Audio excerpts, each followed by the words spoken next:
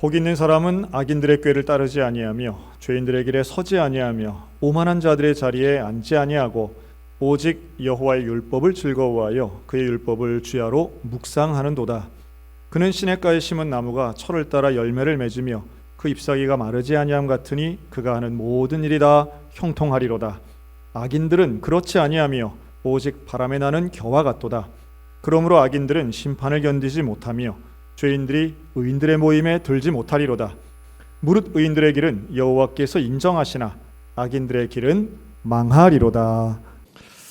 우리 여러분들은 1년에 책을 몇 권이나 읽으시는지 궁금합니다. 최근에 나온 통계에 의하면 대한민국의 성인 남녀들은 1년에 약 13권 정도의 책을 본다고 합니다.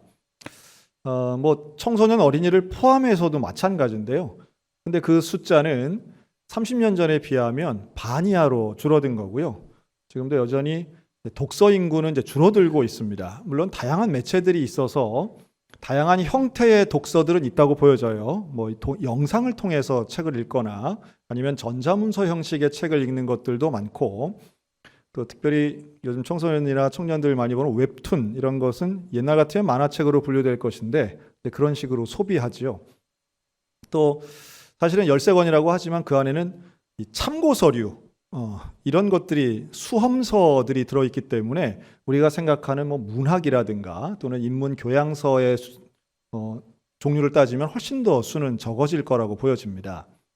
그런 문제는 뭐냐면 전체 인구, 독서 인구가 줄어드는 것도 물론 문제지만 책을 읽는 사람과 읽지 않는 사람의 그 간격이 훨씬 더 벌어졌다는 거예요. 우리나라 인구의 절반이 넘는 분은 1년에 단 한 권도 읽지 않는다, 이렇게 답변을 했습니다. 그러니까 책을 읽으시는 분은 옛날보다 훨씬 더 많이 읽으세요.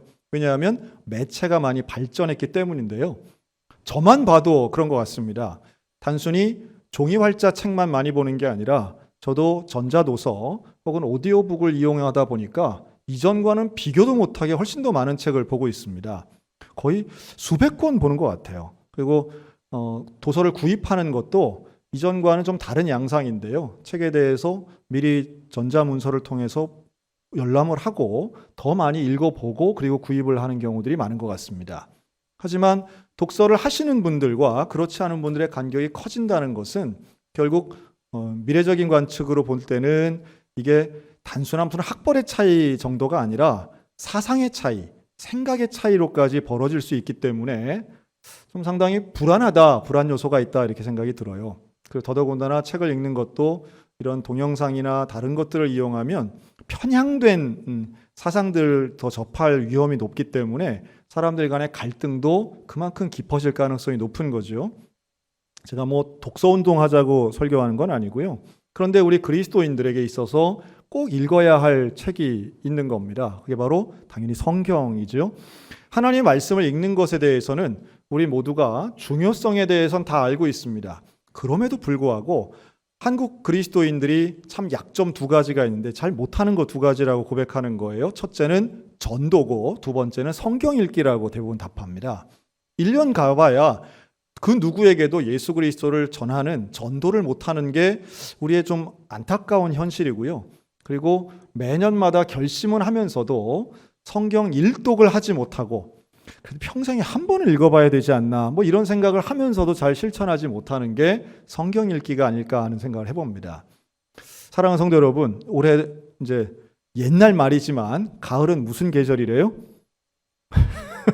옛날 말이죠. 근데 지금은 여름 에어컨 밑이 더 시원합니다. 그런데 좋은 환경이 있고 좋은 여건이 있고 우리 손에는 꼭 책이 아니더라도 스마트폰으로도 얼마든지 읽을 수 있는데 여러분 성경 읽기에 시간과 관심을 가지셨으면 좋겠습니다.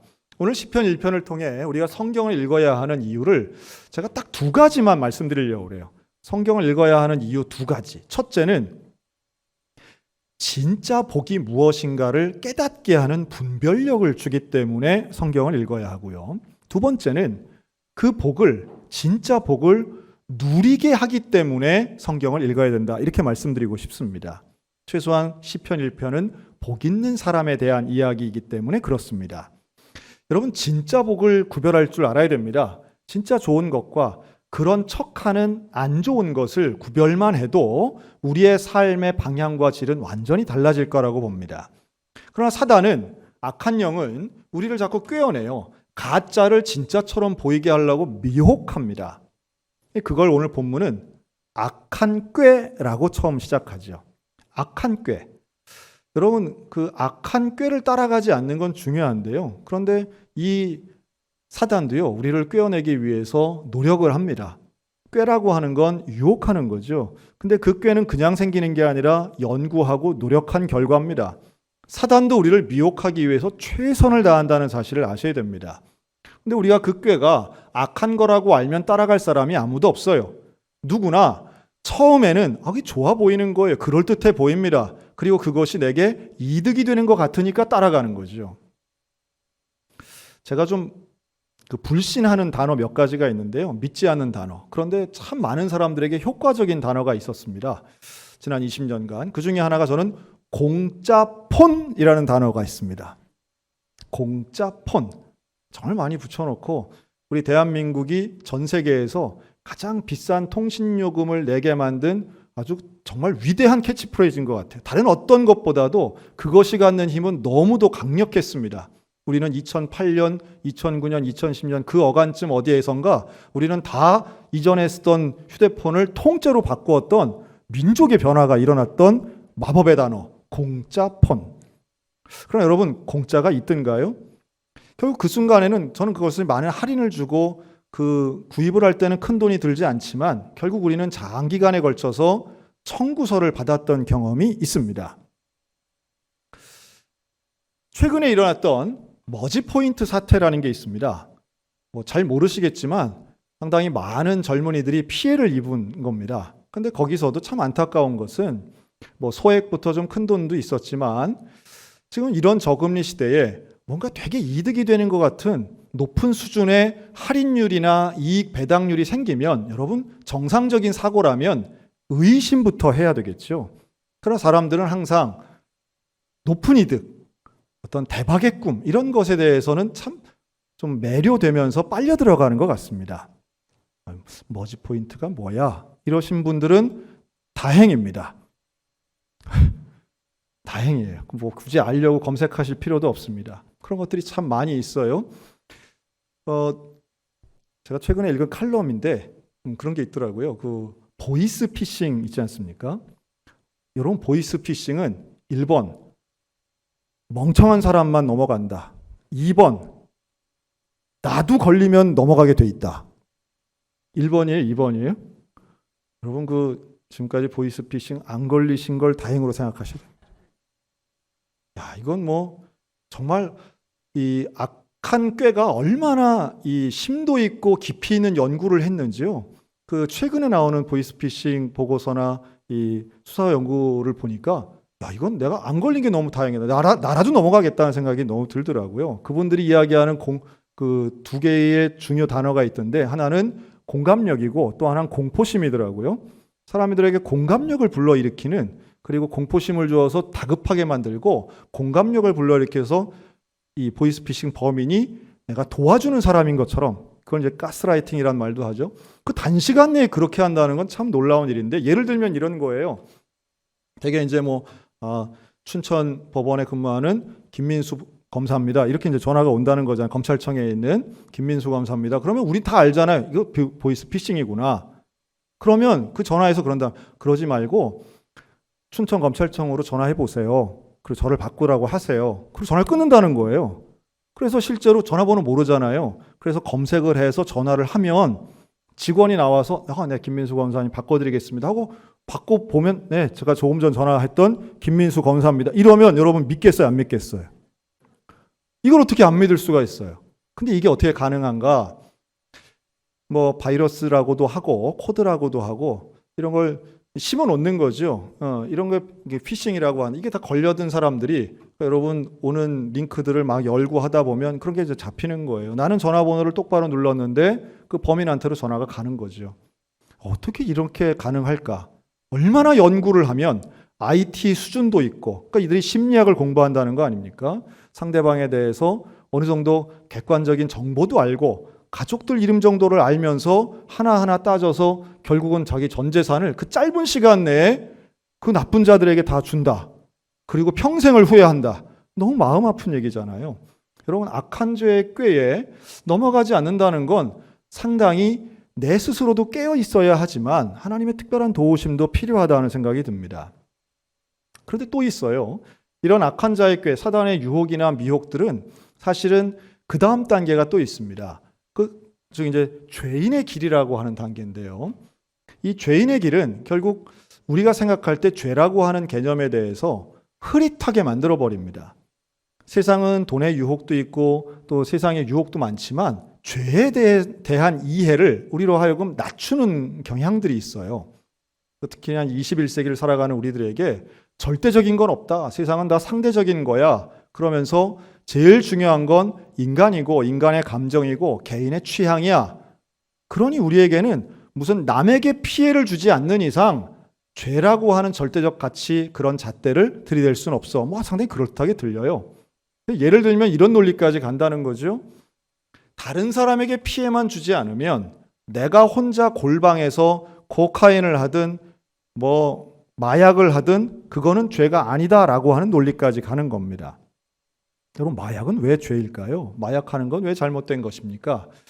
몇 년 전 나온 우리나라 소설 중에 그런 제목이 있었어요. 나는 나를 파괴할 권리가 있다. 지금 그 작가가 우리나라에서 제일 인기 있는 소설가 중에 한 명입니다. 말이 이상하잖아요. 나는 나를 파괴할 권리가 있다. 남을 파괴할 권리는 없지만 나를 파괴할 권리가 있다는 거예요. 즉, 내 몸에 어떤 해를 주는 나의 선택은 인정받아야 되고, 극단적인 이야기인 것 같지만 그러한 논리가 상당히 많은 사람들에게 공감되고 있습니다. 그래서 미국이나 유럽에서는 마약을 합법화하는 지역이 나올 수 있었던 것도 바로 이런 논리 때문입니다. 그러나 여러분, 죄라고 하는 건 주관적일 수 없습니다. 죄에 대한 판단과 기준이 어디에 있느냐에 따라서 그 사람의 가치가 달라지고 인생의 방향이 달라지는 거예요. 최소한 하나님을 믿고 예수 그리스도를 믿는 저와 여러분의 죄의 기준은 성경 말씀이 되어야 될 줄로 믿습니다. 모든 사람이 죄를 범하였음에 하나님께서는 너무도 명백하게 말씀해 우리는 다 죄인이라는 거죠. 다른 사람에게 피해를 입혀서가 아니라 혹은 피해자가 있기 때문이 아니라 내 안에 있는 죄성이 결국은 하나님이 원치 않는 하나님의 원리를 비껴나가고 하나님의 원리에 대해 저항하고 반대되면 그것은 죄라고 하는 겁니다.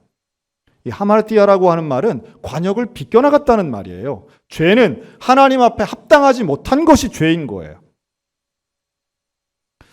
그러니 인간의 취향이나 개인의 감정보다 우리는 하나님의 진리가 더 중요한 사람이 되어야만 합니다.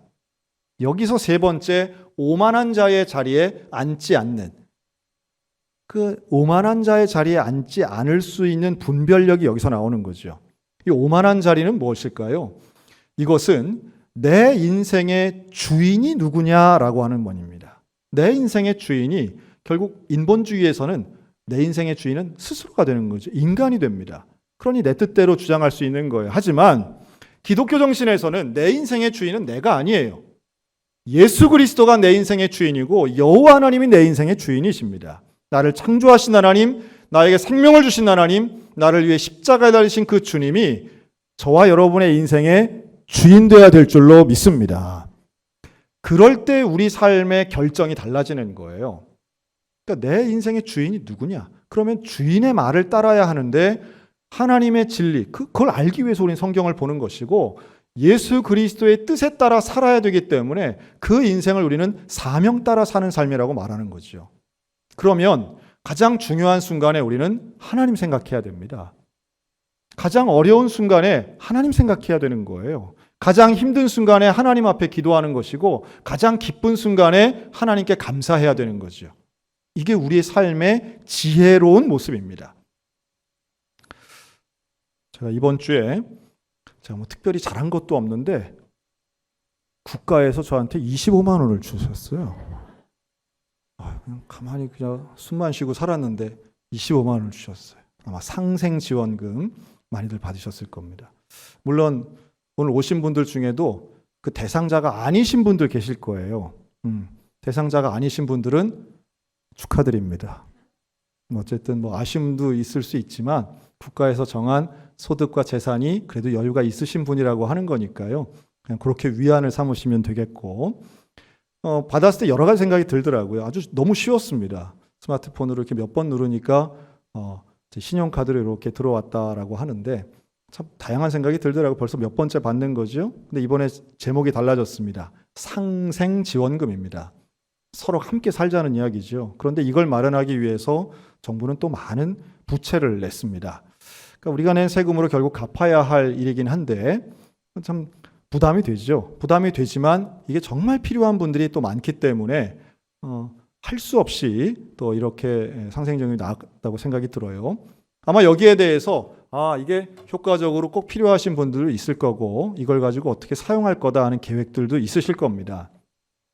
그래서 저는 이 부분에서 스스로에게도 마찬가지지만 여러분 이번 성인 자녀들은 본인의 이름으로 아마 상생지원금 다 받았을 거예요. 그러한 성인 자녀들에게 이렇게 좀 말했으면 좋겠습니다. 먼저 하나님을 생각하면 어떨까? 먼저 11조를 떼는 건 어떨까? 우리에게 있어서 어떤 수입이 생기거나 기대하지 않았던 어떤 일이 일어났을 때 가장 먼저 하나님을 생각하는 것, 그것이 돈이 되었건 시간이 되었건 기회가 되었건 이게 바로 오만한 자의 자리에 앉지 않는 지혜로운 사람들의 모습이라고 저는 믿습니다. 그리고 그걸 통해 그런 행동을 통해서 내 인생의 주인은 하나님이시고 내 소유는 하나님의 뜻대로 사용되기를 원합니다 라고 하는 고백이 실천되지 않을까 하는 말씀이에요. 여러분 지난달에 우리 교회에서 여름 성경학교 수련회를 했는데요. 그거 딱 끝나고 나서 아이들이 소감문을 썼습니다. 그 소감문 중에 제가 2개만 좀 소개를 하려고 그래요. 물론 1학년, 2학년 그 남학생들은 전혀 반대적인 이야기도 좀 있었지만 이 2명의 학생이 이런 얘기를 썼습니다. 이번 여름 성경학교는 게임보다 기도회를 더 오래 해서 좋았다. 기도회 때 목사님이 한 명 한 명 안수해 주셔서 감사했다. 이번 성경학교를 통해 하나님을 더욱 잘 알게 되었다. 하나님은 항상 우리 곁에 계시다는 걸, 우리를 항상 사랑하신다는 걸 깨달았다. 이거 부모님이 지금 이 자리에 계세요. 자기 딸이 이거 썼는지 모르실 거예요.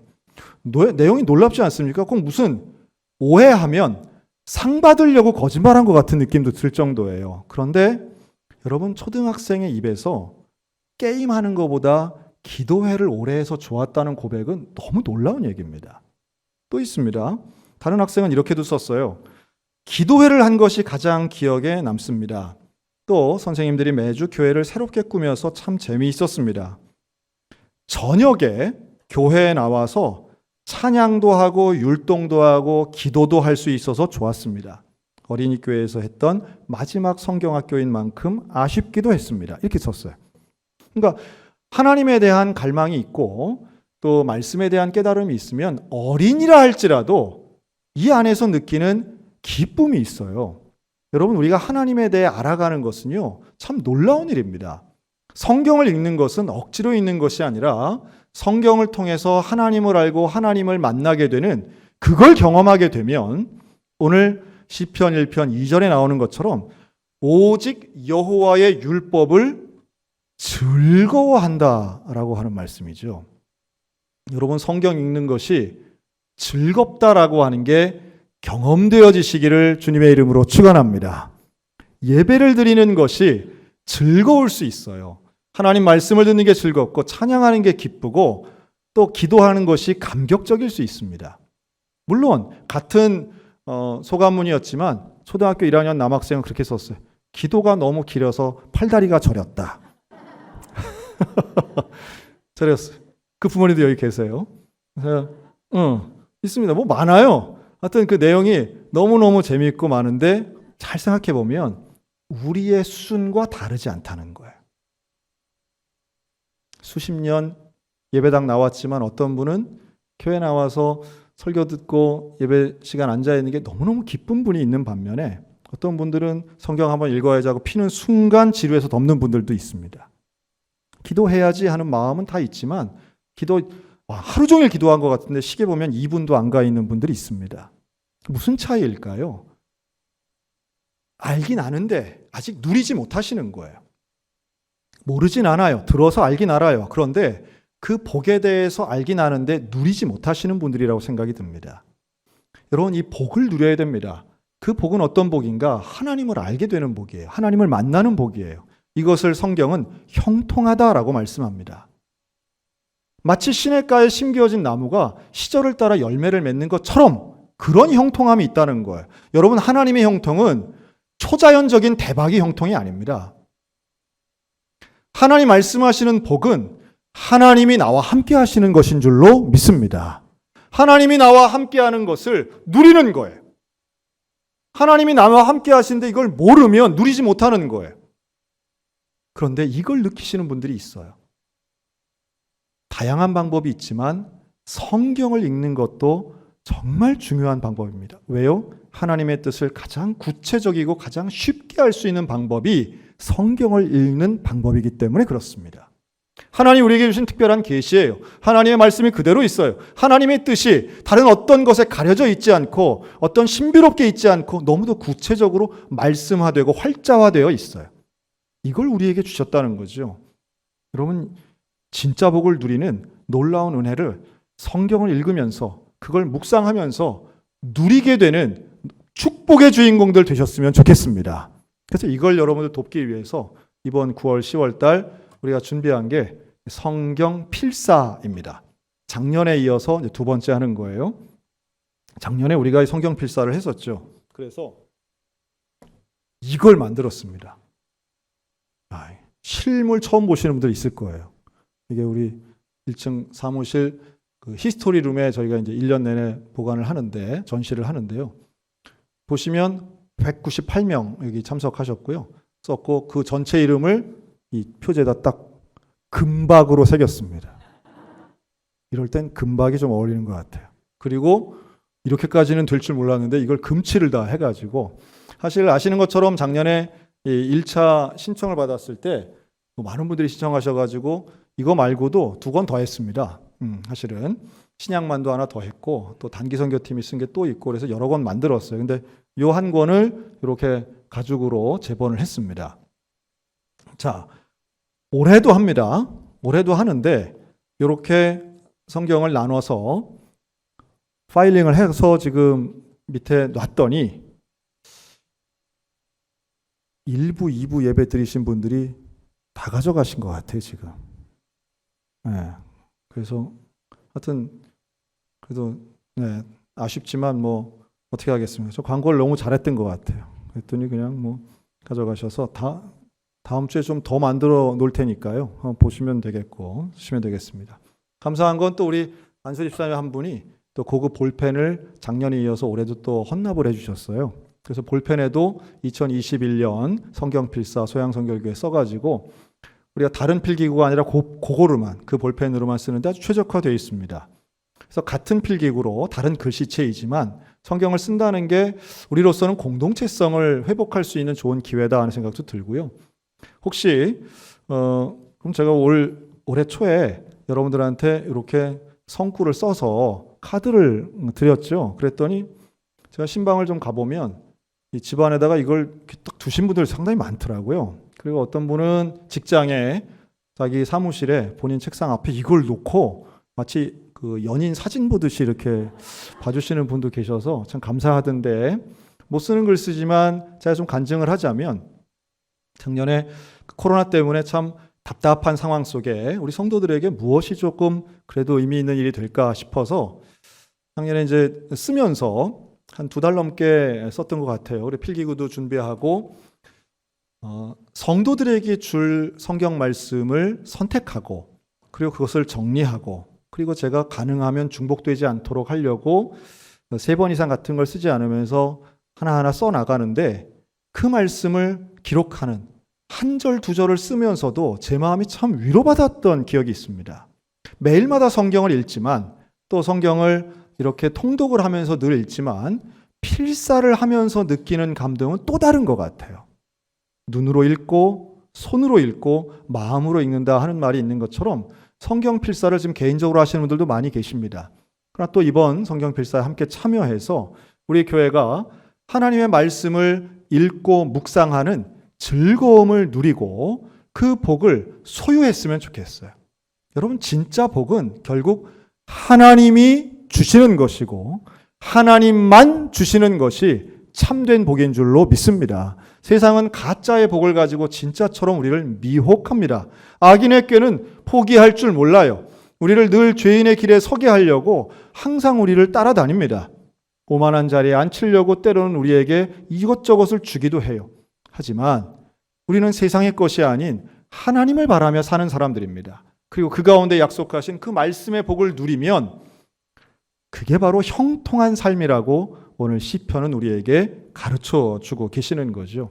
여러분, 하나님과 교제하는, 말씀과 동행하는 우리 소양교회가 되었으면 좋겠습니다. 눈이 침침하고 손이 떨리십니까? 그럴수록 하나님 말씀 더 집중하셨으면 좋겠습니다. 또한 하나님 말씀에 집중한다는 건 다름 아닌 복을 누리는 일이고 가장 큰 즐거움을 경험하는 일이죠. 세상과 비교하는 것도 아닌 하나님이 약속하신 그 놀라운 말씀의 복을 누리는 이번 성경 필사에 함께 하시고 우리가 일생을 통해 말씀을 가까이 하며 말씀 읽는 것에 게을리하지 않고 절대 진리 되시고 나의 생명의 근원 되신 그 하나님의 말씀과 평생을 동행하는 우리 믿음의 성도들 다 되시기를 주님의 이름으로 축원합니다.